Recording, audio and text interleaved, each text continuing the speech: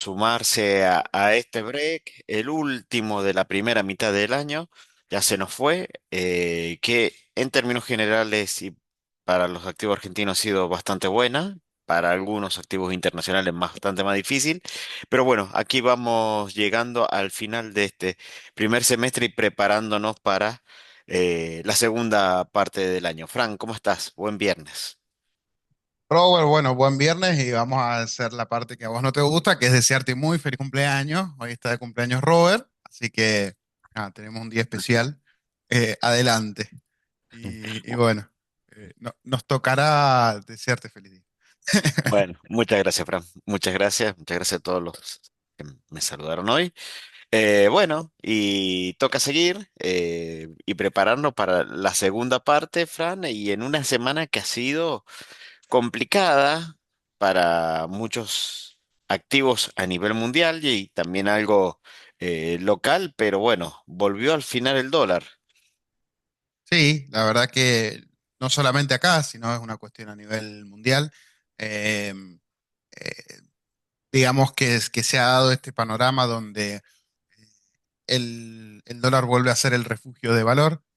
eh, y bueno, lo hemos sentido localmente, pero bueno, todo lo ha sentido, las acciones incluso también, y ha quedado ahí una duda se ha generado, digamos, ruido, poco de ruido por todos los cambios que está sufriendo la Reserva Federal de Estados Unidos, ¿no? Sí, ahí lo que nos queda plantearnos es si este regreso del dólar a nivel internacional es un cambio de tendencia o es un wait and see.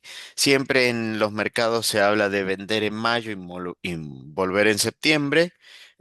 Bueno, esta vez por otros fundamentos parecería que se cumplió, pero lo que podemos ver, este es el gráfico del dólar index eh, del último año, ¿sí?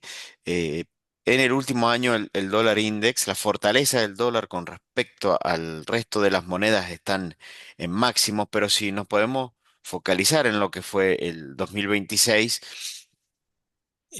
hubo primero una baja muy fuerte esperando eh, una inflación que se desaceleraba y las bajas que podían llegar en torno a la Fed. Discutíamos si podían ser 3, 4, 8, ¿sí? Y de pronto estalló el conflicto en Medio Oriente. Y eso hizo que eh, el dólar sirviese como activo refugio. Es más, comenzó a trabajar de manera lineal con el crudo, subía el dólar y inversa con el oro. Mientras más subía el crudo, más bajaba el oro, lo mismo con respecto al dólar. Pero hubieron como dos olas muy fuertes de subas, sí, esa que se dio cuando estalló el conflicto bélico, y después ya cuando el mercado empezó a hacer un control de daños y se dio cuenta que la inflación parece más descontrolada y Walsh, el nuevo presidente de la Fed, parece más hawkish que lo que quería Trump, Fran. Sí, sí, pareciera que va a ser, digamos, un halcón dentro de la Fed. eh, eh, no se esperaba, sí, por la situación actual digamos, incertidumbres en general, se esperaba algo un poco más, al menos al inicio, un poco más tranquilo, entre comillas, y no tan agresivo. Pero bueno, se dio así el escenario y nada, reaccionó acorde el índice y el dólar. Por eso es que también estamos de esta manera. No hay, el problema, digamos, actual es que con el cambio quizás con la actitud más agresiva, se ha perdido un poco la referencia de hacia dónde va la tasa. Posiblemente ya se Sí, esperaban subas y ahora a ver qué termina pasando.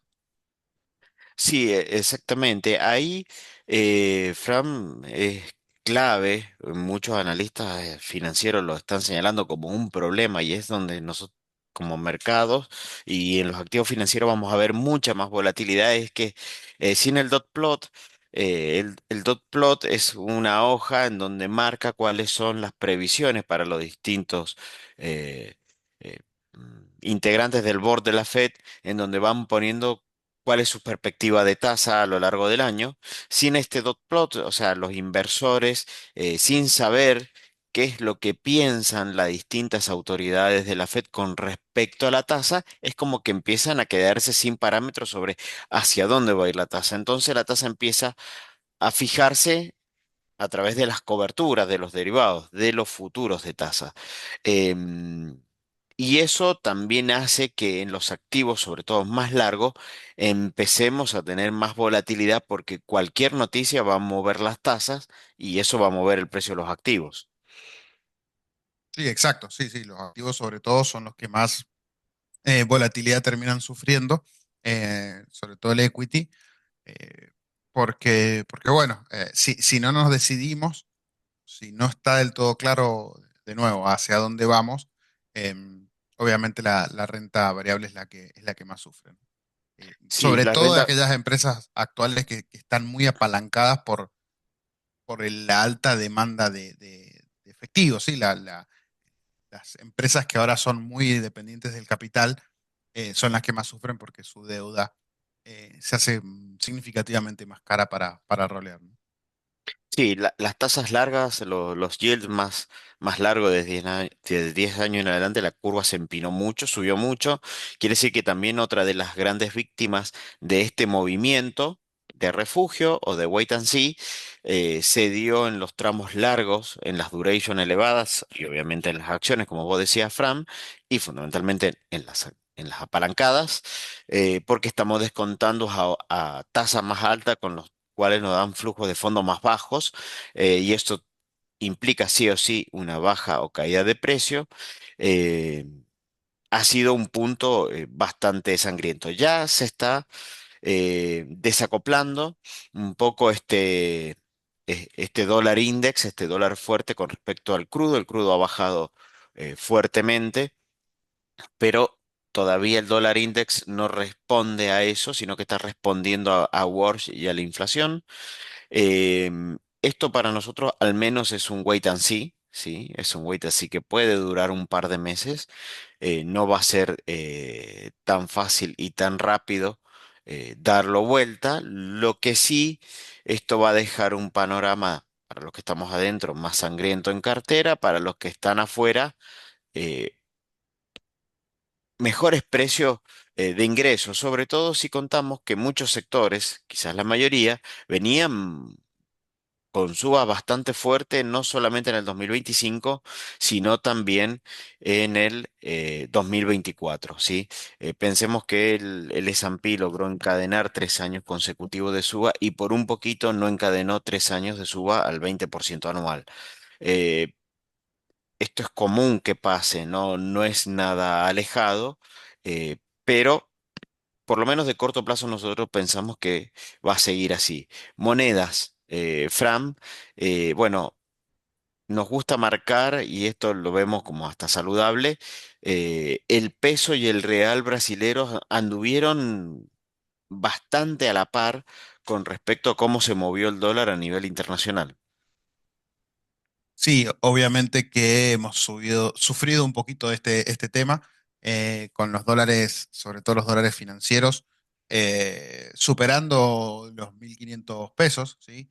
Ayer cerró levemente por debajo, 1.499, casi que un chiste. Em, pero sí, las monedas emergentes han sufrido, el Real Brasileño se nota, nosotros quizás sufrimos un poquito más, aunque venimos sufriendo menos en lo que va del año, ¿sí? Em, pero, perdón, venimos sufriendo un poquito más en lo que va del año, es decir, hemos devaluado un poco más que Brasil, que viene muy bien. Eh, pero bueno, hubo una pequeña corrección, quizás en nuestro caso fue un poco más grande, pero, pero se entiende en el contexto de este superdólar. ¿No? Todavía no lo vamos a llamar superdólar, creo que estamos un poco lejos, pero viene ganando, viene tomando bastante fuerza. Acá arriba ven el primero, el que más pierde es la moneda japonesa, ¿sí? que está complicado el yen. Han tenido también bastantes problemas entre comillas, los japoneses, que para ellos en realidad un puntito de tasa es una tragedia, ¿sí?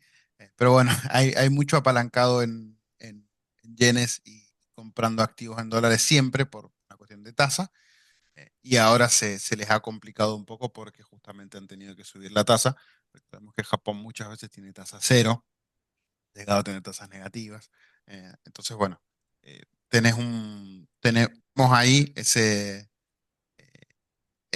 asunto, ¿no? Sí, a nivel de moneda se notó bastante, sobre todo en el mes de mayo, este efecto. Em, por eso nosotros vemos, perdón, antes de correr, en otro contexto, Fran, esto estamos viendo con respecto al oficial, no con respecto al financiero, lo cual también es saludable, porque en otro contexto, quizás en el gobierno anterior, hubiésemos visto que el dólar oficial no se movía y todo el impacto lo teníamos en los financieros, ¿sí? Con un ensanchamiento de brecha y eso empieza a generar otro tipo de problemas. Así que, por lo menos por ahora, la moneda se va moviendo más parecido a lo que son sus pares, ¿sí? A los vecinos regionales. Otro sector que sufrió mucho. eh, que está sufriendo esta fuerza del alza es el dólar, que desde principio de año viene con un retroceso del 6%, la plata un poco más, la soja todavía viene bien, aunque pensamos que puede haber alguna especie de ajuste, y el Brent ahora ya empezando a devolver casi la mayor parte de lo que había llegado a ganar, así que bueno, también ajustes grandes en lo que es el mundo de commodities. Sí, sí.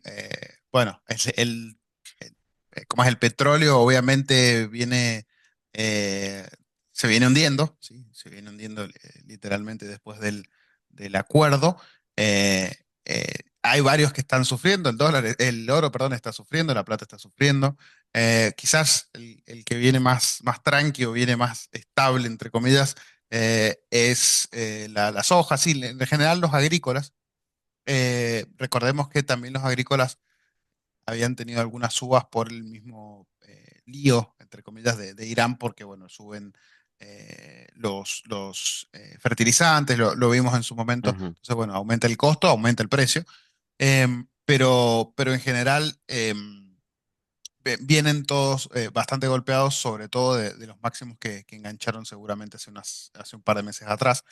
Ahí vemos algunos picos muy interesantes de La Plata, que en algún momento llegó a subir como un 20%, y ni hablar a principio de año que subía a 70%, pero bueno, eso duró poco.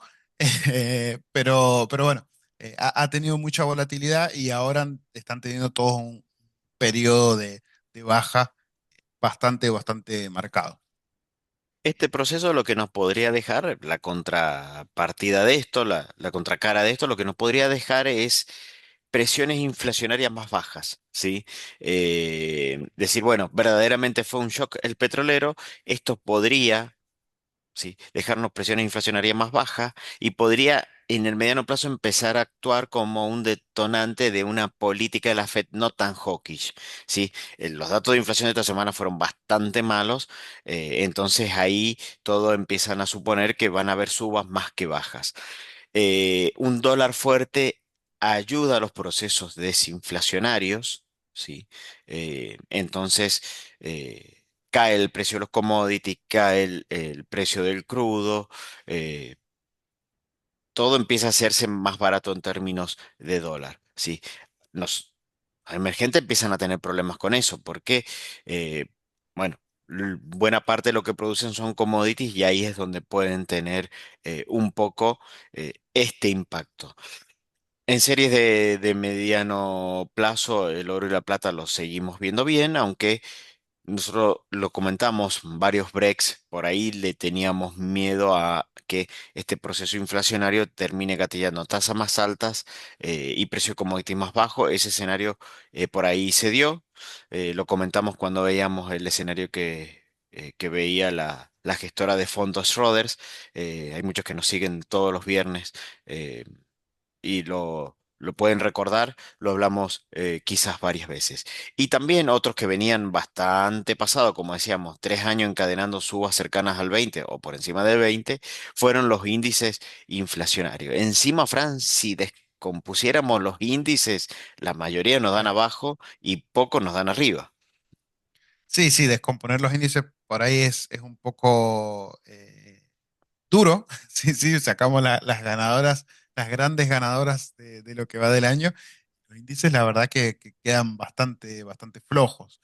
Obviamente el conjunto ayuda, en este caso el conjunto nos ayuda, y y vemos números más que decentes para, ni hablar del Nasdaq, ¿no? Pero más que interesantes para lo que es mitad de año. Em, pero sí hay que tener cuidado con el desagregado de los índices, porque puede dejar varias sorpresas, o en algunos casos algunas oportunidades de compra. Podemos retirar del índice y ayer hablaban y veía de Microsoft, que da muchos mirándolo con ojos cariñosos, ¿no? Porque ha tenido una baja de casi el 30%. Sí, acá en el mercado, para explicarlo, eso seguramente lo vamos a tener que desarrollar en otro break. A la brevedad, lo que está pasando es un drenaje de la liquidez, un paso de la liquidez de las siete magníficas fundamentalmente hacia las empresas de eh, semiconductores, GPUs, bueno, lo que es Nvidia, Micron, Broadcom, ¿sí? Y básicamente, ¿por qué un poco esto? Porque ayer era muy gracioso, veíamos algunos análisis, eran las que estaban subiendo eran las que cobraban los cheques y las que estaban bajando eran las que pagaban los cheques. ¿Qué es esto? El fuerte gasto en CAPEX para Microsoft, Apple, Google, Amazon, Oracle. Si fuerte gasto capital, Fran, vos lo mencionabas recién cuando hablabas de lo que tienen muchas deudas, o sea, los que están incurriendo en muchas deudas o fuertes inversiones de mediano y largo plazo están sufriendo esta suba de tasas porque se encarece mucho el financiamiento. Entonces, todas estas empresas que están invirtiendo mucho y que están comprando mucha tecnología, le están dando la plata, le están pagando a las Nvidia, las Micron y la Broadcom. Y ahí es donde el mercado se ha disasociado. Ahí muchos dicen, esto no puede seguir, Fran, y lo que vos decías, miran a Microsoft con mucho cariño, porque decir, bueno, hasta algún momento estas empresas que están firmando los cheques pueden seguir dando cheques. Sí, el mercado empieza a descontar eso. Ahora, si en algún momento estas empresas que están firmando cheques ya no pueden seguir firmando cheques, las otras, las que lo están cobrando, van a dejar de cobrarlo. Entonces, en algún momento, eh, esto tiene que comenzar a revertirse, subiendo las que están abajo o bajando las que están arriba.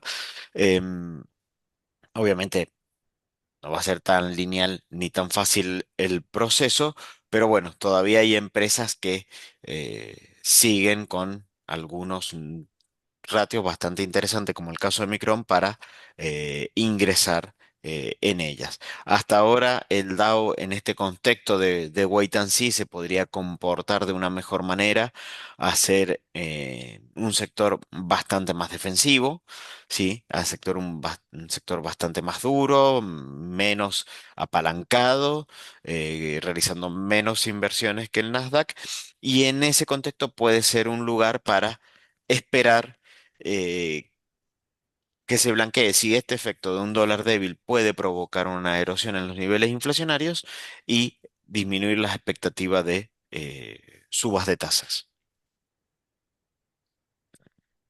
Bien. Bueno, y pasamos ahora al plano local, Fran, y acá, bueno, Argentina esta vez no fue la diferencia, por lo menos en lo que fue tipo de cambio oficial, y se movió, pero no se movió con turbulencia, y eso es muy importante. Sí, digamos que no hemos... primero, el central sigue con las compras. Ese es un punto muy importante porque por ahí se podría llegar a dar que el central frene súbitamente, ¿sí? Por la suba, ¿sí? Para no generar presión compradora. El central ha seguido comprando, obviamente mucho menor, ¿sí? No hemos tenido esos días de 200, 300 millones.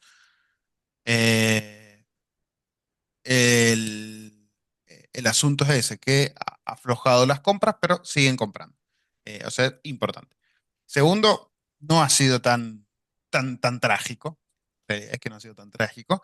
Em, Estamos teniendo niveles de octubre, por ahí un poquito más del año pasado. O sea, no es un movimiento tan brusco y tan perdedor, entre comillas, con las estrategias que hemos ido adoptando en general. Si lo vemos meramente desde un lugar, eh, digamos, de inversión, o han sido perdón, subas tan grandes, y por ahí en algunos clientes o en algunas personas que consideren que la ganancia ya ha sido la suficiente en lo que va del año, podemos llegar a dolarizarlo sin problema para tenerlo ahí en cuenta. Pero la realidad es que la cantidad de dólares demandada no ha sido la suficiente como para que haya una corrida, como hemos visto en otras oportunidades, digamos, con las condiciones que se han dado a nivel mundial, ¿no? Sí, correcto, Fran, y podríamos estar viendo que junio sea el primer mes que la tasa pierde contra el dólar, sí. Quizás mayo estuvo bastante más peleado por algunos movimientos, pero junio, sin lugar a dudas. También en este contexto, junio a nosotros nos tocó con una baja sustancial en el riesgo país, con un proceso, con la segunda calificación positiva. La primera fue en el mes de mayo, la segunda fue en junio. Entonces, también eso ayudó, y una baja del riesgo país sí o sí implica una estabilidad cambiaria al menos, si es que no es una apreciación del tipo de cambio. Eh, Eso, sin lugar a duda, porque el precio de los bonos en dólares sube y eso tracciona a una baja del tipo de cambio. Por ahí quizás las dudas que nosotros más podemos llegar a ver es, bueno, vimos el precio del crudo y vimos la balanza energética en los últimos dos breaks, vimos cómo se ha desplomado, entre comillas, el precio del crudo en estos niveles, y eso puede ser que quizás el boom exportador o el boom de superávit comercial energético hayamos visto quizás lo mejor. ¿Sí? Hay que ver, porque también esto estamos dando por sentado, que este principio de cese al fuego entre Estados Unidos e Irán es por 60 días. Sí, hay que ver qué pasa en 60 días o en 57, 55 días. No está todo solucionado en definitiva, pero bueno, bajo la premisa de que eh, estas condiciones se van a continuar, eh, bueno, quizás ahí el superávit comercial quede un poco más atrás. Por lo pronto, todos los pesos que generaron las compras del año han quedado eh, encapsuladas, la cantidad de dinero ha sido regulada bastante por el Ministerio de Economía. Hoy hay una licitación bastante grande porque vencen bonos de todo tipo de cláusula de indexación, tasa fija, tasa variable, dólar link y SER. ¿Sí? Lo que no tenemos vencimiento es de hard dólar. Pero todas cláusulas de ajuste de los pesos con los que el MECOM va regulando la cantidad de pesos están venciendo, están licitando hoy y vencen el 30 de junio. Es quizás la licitación más importante de los próximos 2 meses, así que hay que ver cómo sale. Pero bueno, el movimiento luce en línea con los comparables de la región, así que en ese contexto, por ahora, todo tranquilo. Pero esto ya nos hace empezar a pensar en un segundo semestre, Fran, en donde, bueno, quizás lo mejor del carry quedó para el primero y ya no tanto para el segundo, aunque no implique algo disruptivo. Sí, obviamente ahí hay un poco de todo porque el gobierno va a querer, entre comillas, que el carry siga, ¿sí? A ellos viene un carry positivo, ¿sí?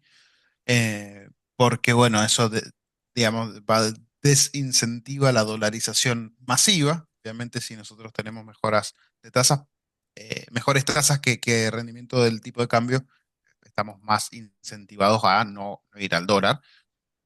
Em, Obviamente hay diferentes, digamos, situaciones que hacen eso un poco más difícil. Estamos viviendo una, pero más allá de eso, eh, estos saltos, estas pequeñas correcciones deberían ser relativamente normales.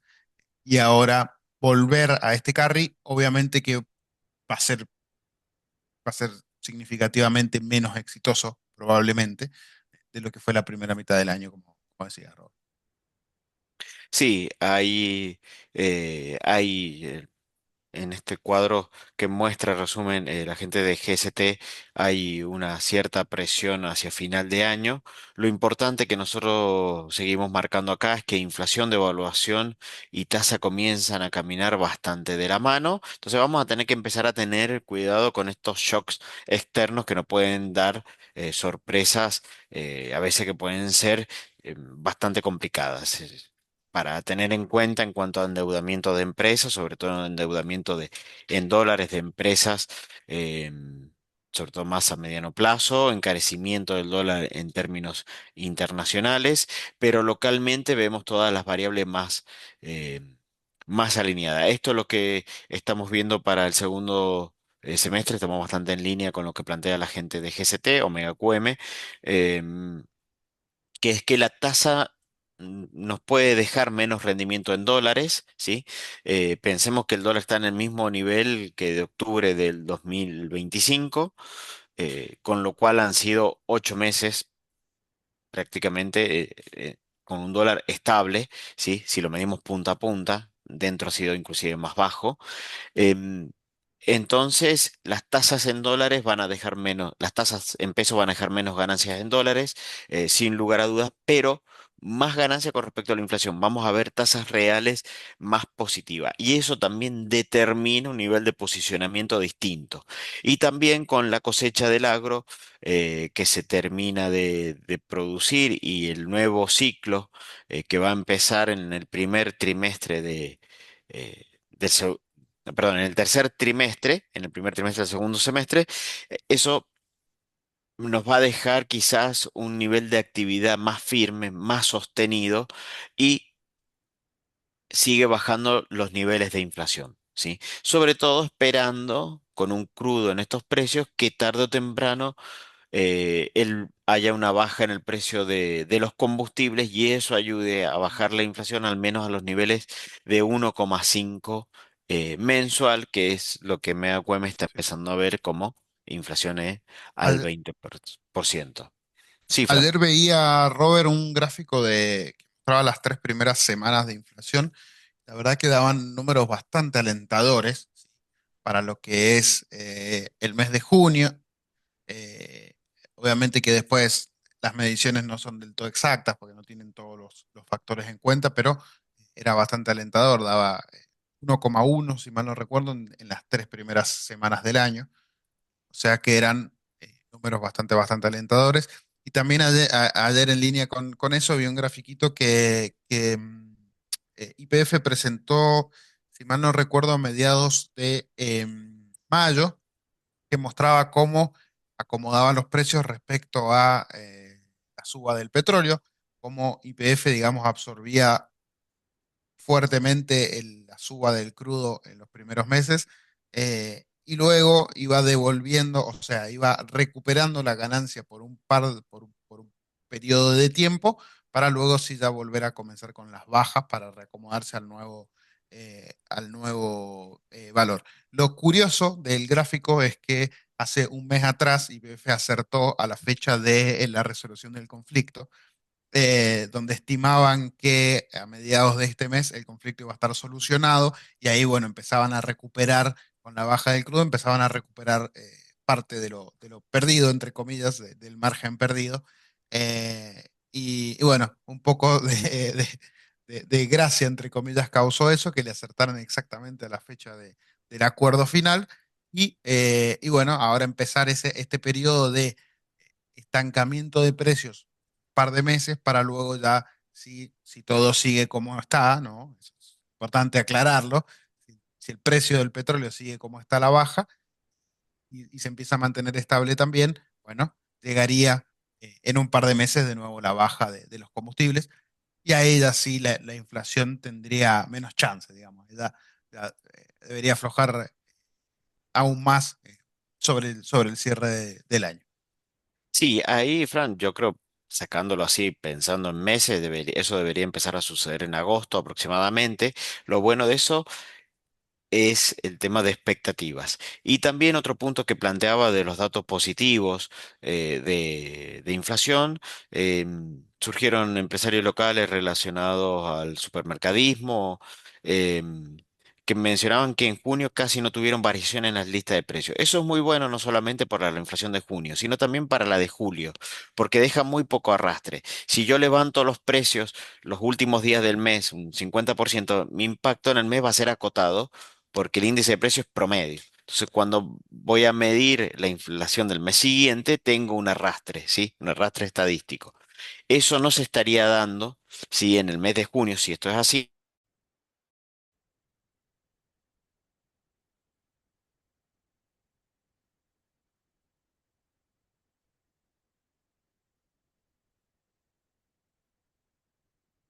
eso le metemos el dato de una posible baja de combustibles, que en algún momento se tendría que dar. em, Bueno, eso nos ayudaría a ir pensando en una inflación que sea 1,5. Y mejor el nivel de actividad. Baja de inflación seguramente va a repercutir en un aumento del salario real y eso también va a ser clave para una mejor imagen del gobierno. Y en este contexto, y para ir cerrando y no extendernos demasiado, eh, que es lo que plantea la gente de GST como estrategias de inversión.